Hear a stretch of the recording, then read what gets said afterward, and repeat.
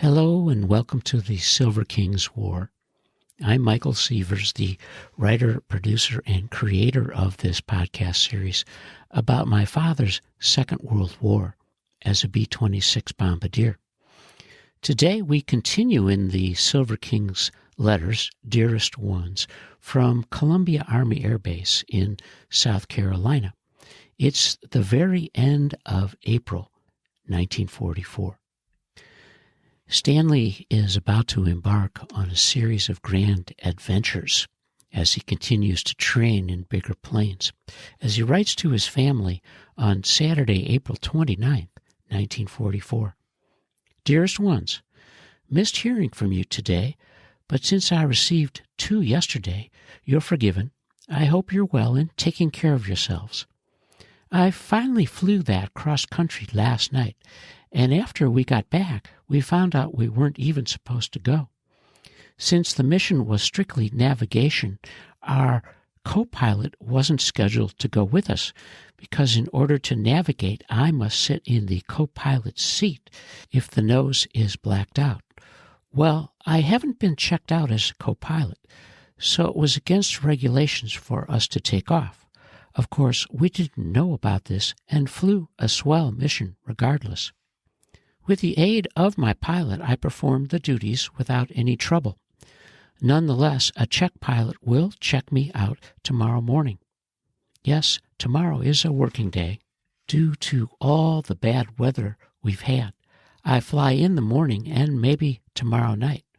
This afternoon, instead of flying, I had my pilot and co-pilot on the bomb trainer with me. I'm trying to make bombardiers out of them so they can fly a better bombing mission. We're getting along much better now. My pilot seems to be softening up some, and my co-pilot has been a regular fellow from the beginning. He and I get along swell. I like him very much. I suppose as time goes by, we all will be drawn closer together. I'm glad you wrote the Wade Hampton. Let me know the minute you receive an answer. I surely hope you won't have any trouble. You haven't mentioned anything about Leona. Will she be here also? Keep your fingers crossed that I won't have to work that Sunday. 2 weeks from tomorrow, and I am getting excited. I hope you'll stay over until Tuesday. I'll be off Monday morning and night, so we could be together that much longer. There is no other news. Keep well and write soon. I'll call Monday night if it's possible. Love to Ida. I love you and miss you, Stan. Our hero concludes his April writing with a remarkable letter dated Sunday, April 30th, 1944. Dearest Ones, disappointed because of not hearing from you again today. You've been swell about writing, and when I don't hear, I worry. I do hope you're well and all is okay. Please write as often as you can. I just flew a local transitional mission for 4 hours this morning. My pilot checked me out on the duties as a co-pilot, and I flew the plane all over the sky. It was a big thrill for me, as it had been such a long time since I had been at the controls. Now, I'm officially a co-pilot among my other duties. Quite a versatile guy, aren't I?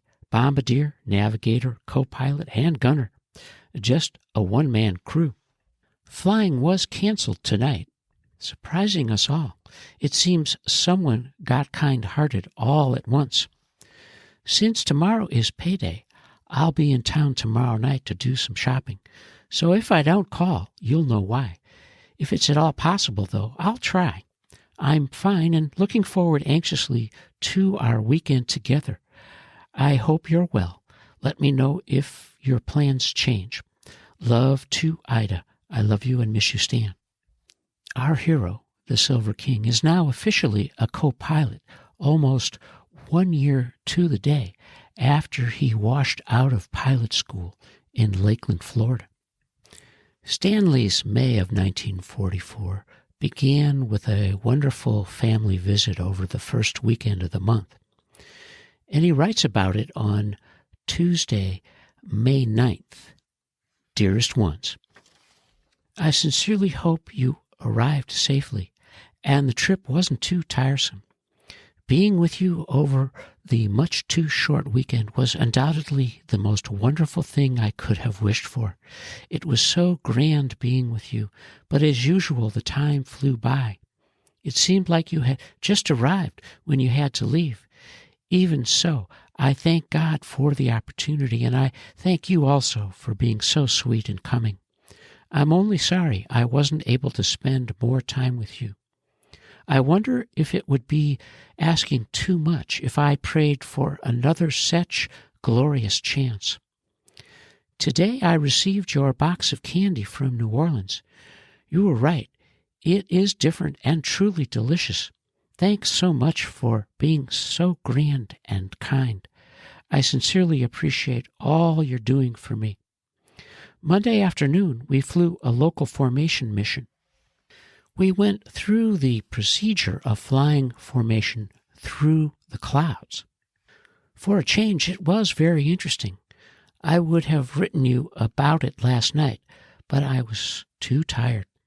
That's why I'm sending this special. This morning we flew a calibration mission. I swung the compass and calibrated the airspeed instrument. It wasn't too difficult. Tonight we were scheduled to fly to Jasper. However, it had to be canceled as our co-pilot didn't show up and my pilot refused to fly without him. I assure you it didn't make me mad. It gives me a chance to catch up on sleep. It is so damn hot here during the day, as you know, that by night I'm worn out. Thank goodness the nights are cool. There is no further news. I hope you're well and Ida's husband is better. My love to her. Please write as soon as you get the chance. I love you and miss you, Stan. The Silver King's flying adventures continue with a surprising letter from St. Louis, Missouri. Written on a letterhead stationery from the Hotel Mayfair in St. Louis. The address is 8th and St. Charles Streets, St. Louis, Missouri. The Silver King writes from his hotel on Friday, May 12th. Dearest Ones, as you can see from the stationery, this will be another surprise to you. Right now I'm living like a king and seeing the fair city of St. Louis for the first time. It was one of those peculiar circumstances again that somehow put me here. Thursday morning with my crew, I left Columbia on a long cross country. We were to go to Omaha, Nebraska, remain there for the afternoon, and return to Columbia Thursday night. It's a regular scheduled mission, and we picked Omaha because one of the instructor pilots had a leave, and Omaha was his home. Well, we reached there after 5 hours, but then things started happening. The weather started closing in, and we thought it would be best to go back to St. Louis to get out of it. We ate lunch in Omaha and then left coming here about 6 last night. We were going to eat dinner and then return to Columbia, only we developed a little plane trouble and had to remain overnight. Officially, it's RON, remain overnight. It wasn't fixed by today, so that's why I'm still here. And that's how I happen to be in St. Louis. We'll probably leave in the morning, but I didn't want you to worry from not hearing from me. In the meantime, we're taking in the city and having lots of fun. I've really been fortunate in seeing the country. I hope you're well. We'll write as soon as I get back. Love to Ida. I love you and miss you, Stan. The Silver King's fun and good fortune continues as he writes on Tuesday, May 16th, 1944. Dearest Ones, I have so much to tell you, I hardly know where to begin. First of all, it was grand talking to you, Mother, but I'm terribly sorry I missed you, Dad. I thought surely you would be home. By calling early, I don't have as long a delay as it is later. I would have called last night as per usual, but you will see why I didn't. I'll start from the beginning and try to tell you coherently all what happened in the past 6 days. We left here Thursday morning with Omaha as our destination. It was a regular scheduled mission. That is, the schedule calls for a cross-country in the morning and returning the same night. The fellows usually pick Miami as this mission, but it so happened that one of the instructors had to leave, and Omaha was his home. So we decided to give him a break and take him home. It took us 5 hours to get there, the longest cross-country I've ever had. So we were all plenty tired. However, just as we landed, the weather started to look bad, and we thought it'd be best to get back to St. Louis, to get out of it in order to enable us to get back home that night. After eating lunch and servicing the ship, we immediately took off for St. Louis. It took us almost 2 hours to reach St. Louis. There, our trouble began to show itself. The flaps on the wings weren't working normally, and we had to use the emergency to get them down. It wasn't anything serious, but could eventually develop into something. We reported it immediately upon landing, and after a thorough inspection, was determined our hydraulic system was out, and they didn't have the necessary parts to replace the old ones. They had to wire for them, and that's how I came to be here for such a long time. And now I'll tell you what a wonderful time I had. Thursday night, my co-pilot and I stayed in a hotel in town while my pilot went to see an aunt of his. I was anxious to see the city and have a good time, and I did just that.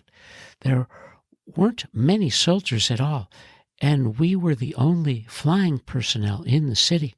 Consequently, anything was ours for the asking. Honestly, we had to almost fight the women off. It didn't take any time for us to meet 2 cute girls who showed us the town.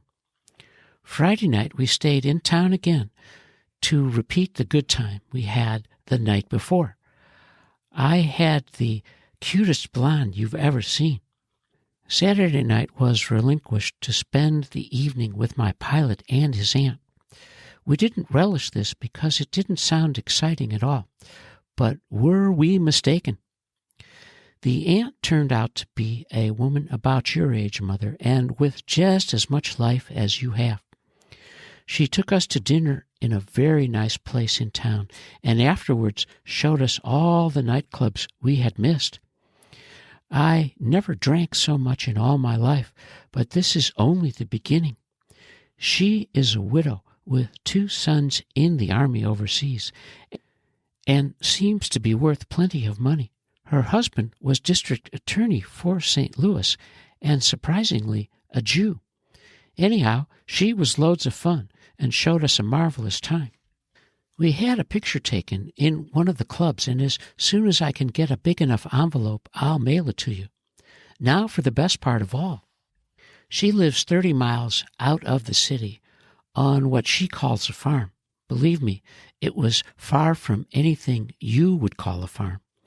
I was really shocked when I saw it because I had actually expected to see a farm. Instead, it turns out to be a summer home in the country, just like the ones you see in the movies. It was beautiful. The kind of place everyone dreams of owning. I know I could have easily spent the rest of my life here. We didn't get there until the wee hours of the morning, but right away she brings out the bottle, and we started drinking again. She and I were the only ones drinking scotch, and the only ones sober. We sat there drinking all night, and it was daylight when we finally went to bed. Sunday, we slept until the afternoon, and late in the day, we went horseback riding on her horses. You can easily see what a grand time we had. But that ain't all. Sunday night, we had barbecued ribs, which she fixed herself on the pit outside. It reminded me very much of a day on Uncle Dave's farm, only very much more modern. Again, that night and most of the day we were drinking. I honestly believe my veins have alcohol in them instead of blood. Of course, we drank only the 12-year-old old rarity scotch. Well, Monday, our little vacation was over as we had to go back to the field. Our ship was ready to go about 9 o'clock last night, and we took off. But about 30 minutes out, we had to turn back due to the weather. We spent the night on the field. That's why I didn't call last night. It was too late by the time we got away from the line. And that brings us up to date. We left St. Louis at 12:30 today and got here at 4. I really hated to come back after such a glorious time. It seems like something that only happens in stories. I've never met a grander person than Mom Phillipson. That was the aunt. The good news I mentioned is that it seems that since we have missed so many missions and are so far behind the others that our class will leave without us. They should pull out very soon, but we'll be here a while longer. Everything happens for the best. Write real soon. Keep well. Love to Ida. I love you and miss you, Stan. Stanley's 5-page missive about his adventures in St. Louis and meeting Mom Phillipson and spending the weekend on her summer estate. And tucked between the pages of that letter is the photograph of Mom Phillipson with her guys.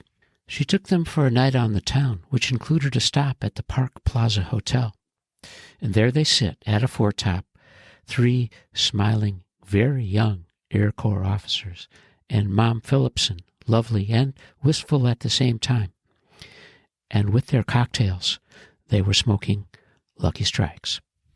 Stanley's 5-page descriptive letter was of such significance that each time I read it, I wonder so much about how the war took shape for all of these young men, because this was a trip, a training mission that changed the course of the King's War.